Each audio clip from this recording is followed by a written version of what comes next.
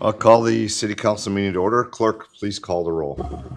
Lamore, Present. Felder, Here. Whitman, Excused. Stillgrave, Vining, Excused. Germaine, Excused. Mayor Clark. Present. First, last, we all please rise for the invocation. Remain standing for the Pledge of Allegiance. We have faith and hope in each other and our city. We ask for your guidance in the decisions that are made here this evening. We ask you to help us work for the welfare of this community and all of its residents. I pledge allegiance To the flag of the United States of America And to the republic for which it stands, one nation, under God, indivisible, with liberty and justice for all.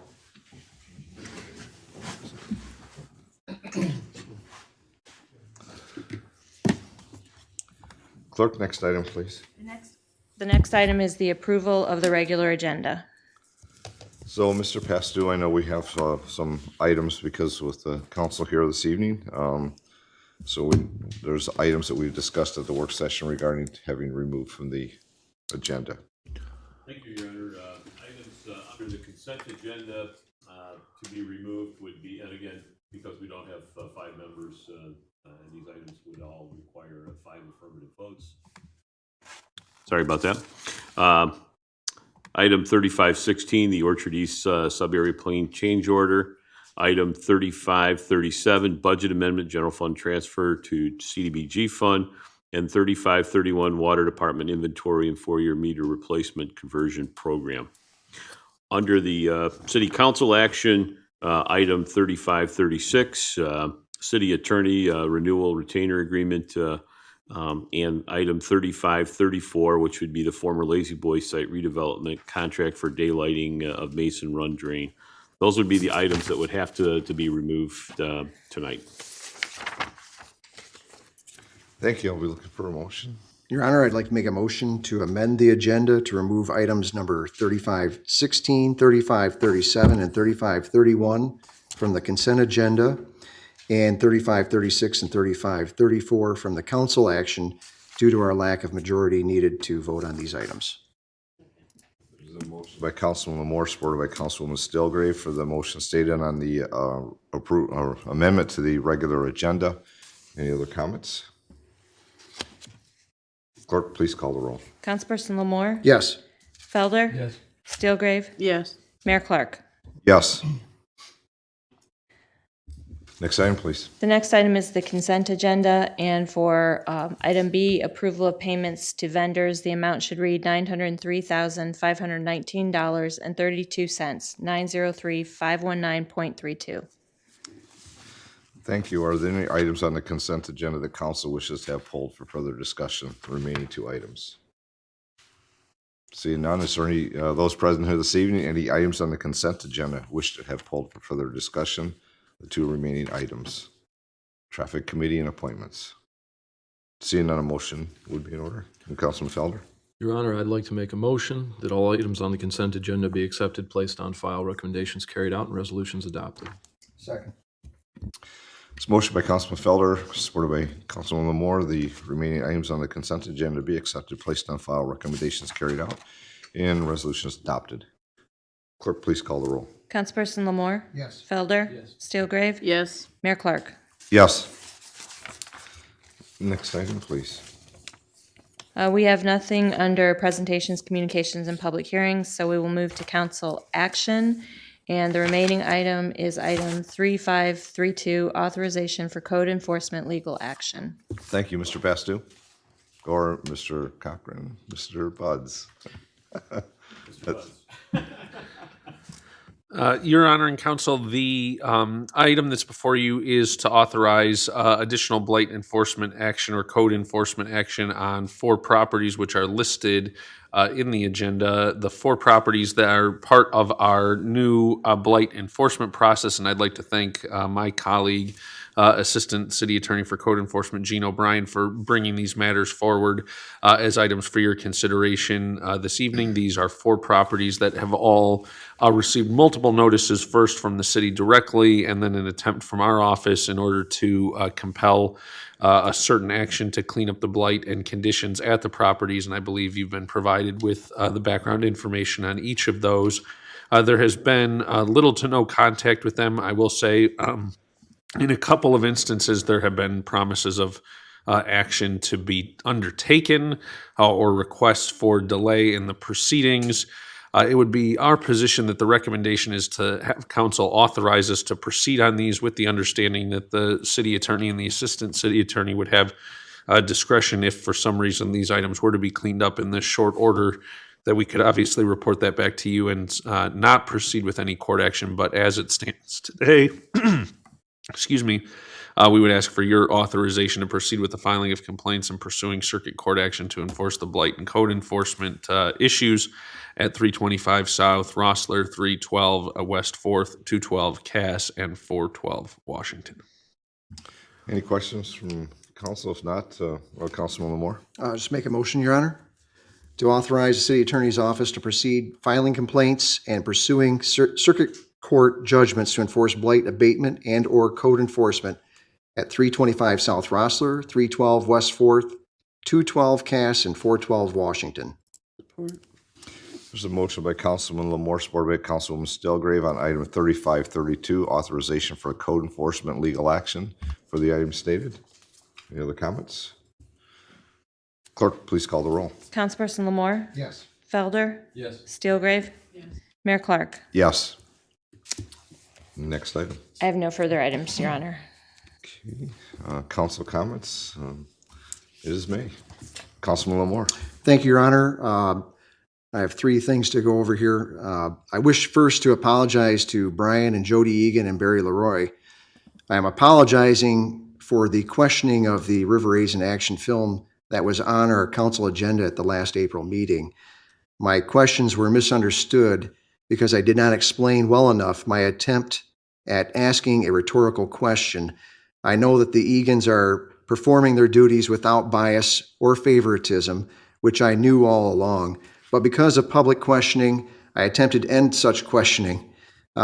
This was clearly misunderstood by some people, and for that I apologize to the Egans and Mr. Leroy. 2 on my list. I'd like to thank Joel Williamson for stepping up and taking on the opening that was created in the CPC. We need more people to take action like this, and his quick action to step in here is really going to help us out in the city and all the different things that we have the CPC help us with here at the council. And I wish that our other 3 council members not present a speedy recovery with their health. Thank you. Thank you. Councilman Felder. Thank you, Your Honor. April 28th was Workers' Memorial Day. It's a day of remembrance for workers who've been killed, disabled, or injured on the job. I know that we in this community know all too well the pain of that suffering, both with Darian Young and several officers in our own city of Monroe who've been injured on the job. This is an item that I hope that we take up in the future, but I know that sitting on the naming committee, it's sort of a recommendation that all such items be sort of in a holding pattern for the moment until such a time at which the naming committee develops a process in a recommendation to bring before the council. And I'm very proud to sit on that committee with the mayor and Councilwoman Vining. So I hope that we're able to do that. I think that's going to be a productive process moving forward. Hope everyone had a good time coming out to the Art in April event and the many other downtown events that were happening. The revitalization of the downtown and the businesses there, I think, really is a positive impact for our community.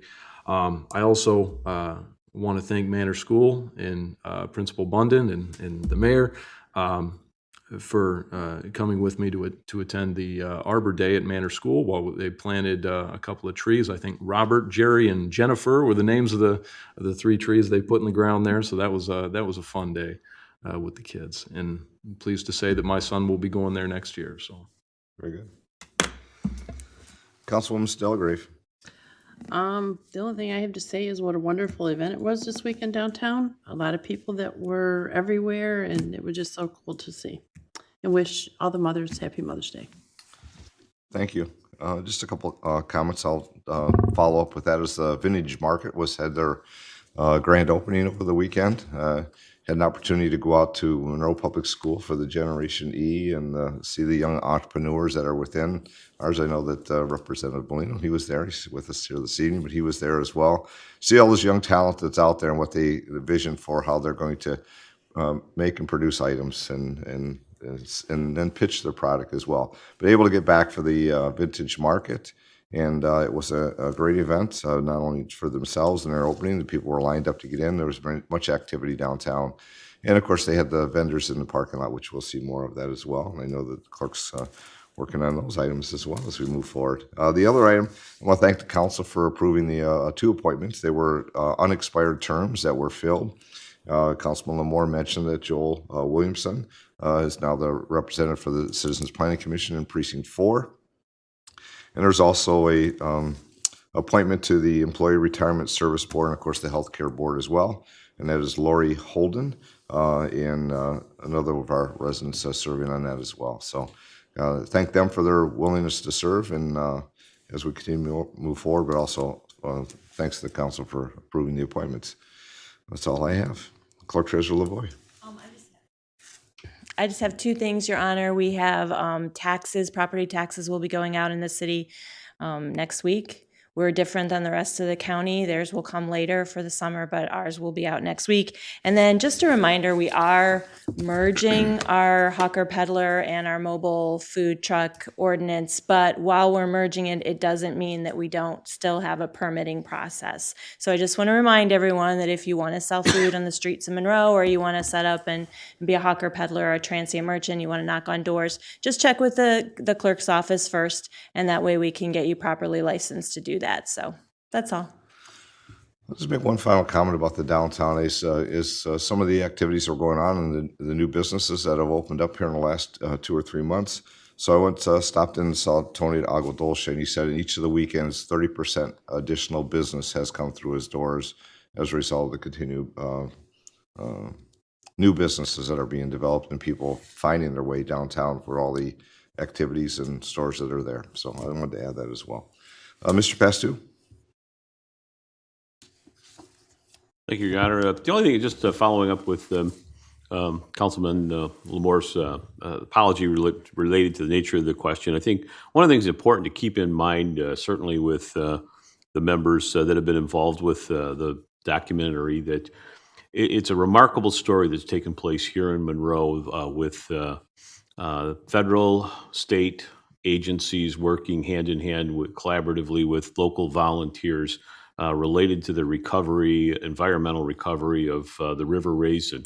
And the fact that the state and Eagle has provided additional funding is a great opportunity to share that story. They recognize what's taken place here in Monroe is really the benchmark. This is something they'd like to share with other communities that have dealt with other environmentally contaminated rivers, and that there is hope. The ecosystem can return. And clearly, I think members of Cody and certainly Barry Leroy and Jody Egan on our staff have been involved with that grant process and providing some local match support for it. And certainly Brian Egan as well been instrumental in the organization. But the key to it all is this is a remarkable recovery of that river, and it's a great story to tell. And we're just excited that the state wishes to share that with others and inspire them to achieve what's been achieved here in Monroe with our volunteers and state and federal agencies. Thank you.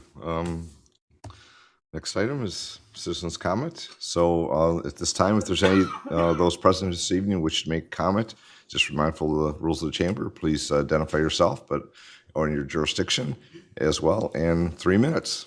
Yes, sir. Welcome, Representative. Thank you, Mr. Mayor, Council, Madam Clerk. City Manager, guy who sounds like a marijuana store, Mr. Buds. First of all, you never hear in Lansing somebody apologize for being an idiot on stage here, but you did, and that's good. And I'm here to apologize also. Your fine chief was in an advertisement that was sent out by me mistakenly. I didn't proof it. I want to apologize that happened. Won't happen again. Next cop will be from Hillsdale, so we'll be fine. And Madam Clerk, never start out by saying taxes go out next week. Do you want to get reelected? Thank you for letting me speak. The budget's almost done. We're working on some good stuff, and keep praying. That's all I'm going to say. Thank you. Thank you, sir. Thanks, Any- and thanks any for being questions? out. No, just say thanks for being out at the Generation E. It was great to see all the kids and Yeah. and see it's the entrepreneurs that were there. Some And the fabulous- quality from 2 years ago, last time they did it, it was yeah. so much better. Yep, absolutely. Yeah. Thank you. Sir. Thank you. Other comments from those present here this evening? Let's see. Name, jurisdiction, and 3 minutes. Yep, Colbean, City of Monroe. I use they, them pronouns. It's not going to be as fun of a talk as what you just had. I'm not here to ask you for anything because over the last 2 years of speaking at city councils, I kind of get the feeling you don't give a damn. It's been a lot of broken promises and empty platitudes for a long time. I'm here to say that I think you should be ashamed of yourselves about the statue issue. People from across Michigan were speaking out to tell you how they felt about the Custer statue as it stands in the St. Mary's Park, and you did worse than ignore them.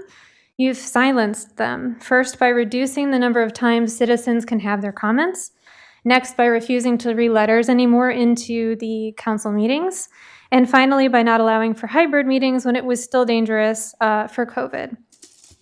So do you know what I think you are? I think you are colonizers.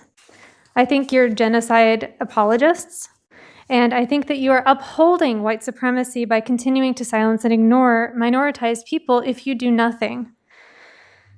If you do nothing, you spit in the face of Native Americans across this beautiful state and the country.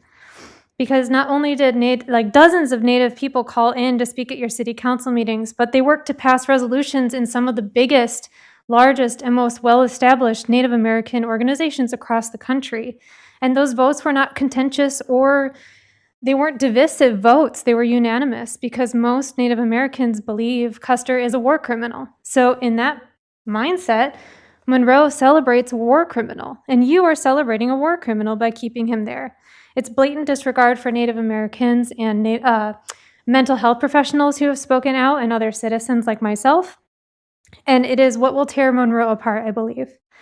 Your dedication to whitewashing Monroe's history is what is driving young people away. I can't tell you how many people in Monroe have told me, this is a shithole. I'm sorry for my language, Well, but that is please what they've don't- said. I appreciate that, but please They keep move it away. civil. This is why we have a whole city that is focused only on the history, because our future moves away. But I hope that it is just that. If you're focused on the past, that it will stay in the past and that your legacy is one of the past, because love and progress will always win. You are saying here you love the young entrepreneurs. I was there too. It was amazing. Our future is bright and our kids know what they're doing, and things will change, but it won't be your legacy. And I think that that's shameful. I don't believe in hell, but I do think there is a place in hell for people who are upholding systems of oppression, if it did exist. So have a good one. Other comments, please. Thank you. Your Honor, members of council, John Icoangeli, 303 Washington Street, Monroe. I was here for council item 3537, which was the transfer of general fund money to the block grant fund, primarily to reimburse the block grant fund for the $50,000 that the city of Monroe had to pay back to HUD because of Reverend Boone and the Oaks of Righteousness failure to follow the sub-recipient agreement that she agreed to in 21-22. I have the sub-recipient agreement here, which was approved by council on October 4th. Many times, Reverend Boone has come to this council chamber, and has told the council that she has 2 master's degrees and she runs multiple business operations and enterprises. The sub-recipient agreement is in very plain English, and it specifies what her obligations were in accepting the community development block grant funds. In particular, on page 2, under section 1 scope, it talks about her responsibility to follow the federal guidelines. On page 3, section 3, it says the subrecipient must keep and submit complete records relative to the expenditure of block grant items. On page 4, section 4, it talks about program requirements. Under page 5, it talks about payments. Under page 9, it lists all of the federal requirements that a subrecipient must go through and commit to in regards to accepting these funds. The idea that Oaks of Righteousness did not maintain the proper records or submit the documentation required under the subrecipient agreement is now requiring the taxpayers of Monroe to pay $50,000 out of the general fund to the block grant fund. I find that as a taxpayer totally unacceptable. She knows that she needs to perform under these requirements. This is not just an agreement, it's a sub-recipient agreement by HUD, which means that when you get the money from the city as a subrecipient, you need to follow the same requirements that the city of Monroe follows.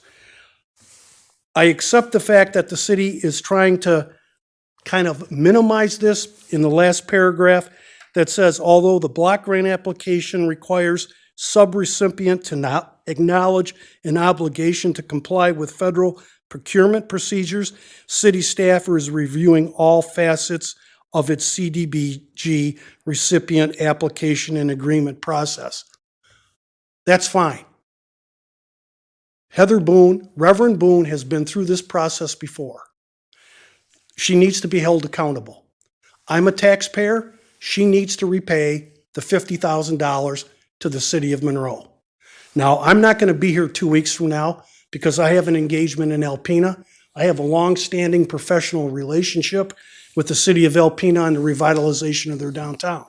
But I thought it was going to be acted upon tonight. I understand the circumstances. But as a resident, the council has to put aside the kind of underlying idea that understanding that Reverend Boone has a significant number of followers, which could translate into some votes. That's not why you're here. You're here to protect the public trust. You took an oath to protect the public trust. By paying the $50,000, we already paid for the refrigeration and the point of sale equipment, and now we're paying another $50,000. That's a total of $100,000 that has gone into this. And it's unacceptable to me, Your Honor. So those are my comments. I think the city needs to sit down with Heather Boone, and the city needs to come up with a repayment plan to reimburse the city and its taxpayers for the amount of money that the city of Monroe had to commit back to HUD. Thank you very much. Thank you. Now, while that item was on the agenda and it requires additional consideration of council members because it is a transfer, I'm just going to take a couple comments on this, and I might leave it to Mr. Pastu as well. Being tonight's action was a budget amendment because we had to pay the funds and transfer back to the CDBG because of the, I guess, the letter from HUD. It had to be done as the letter received, and there was a timeline on that. So that's transpired. So the action for tonight was about the budget amendment because you have to balance that. And the ongoing discussion, as Mr. Eckellensley said here, will continue as we get through this. So, but you're right, it wasn't on tonight for any action, but it will come back at the next meeting, providing we have the sufficient council members, everybody gets well and comes back. So, all right, thank you. Other comments from those present here this evening? Further comments? Seeing none? Motion to adjourn. Support. Motion by Councilman Lamore.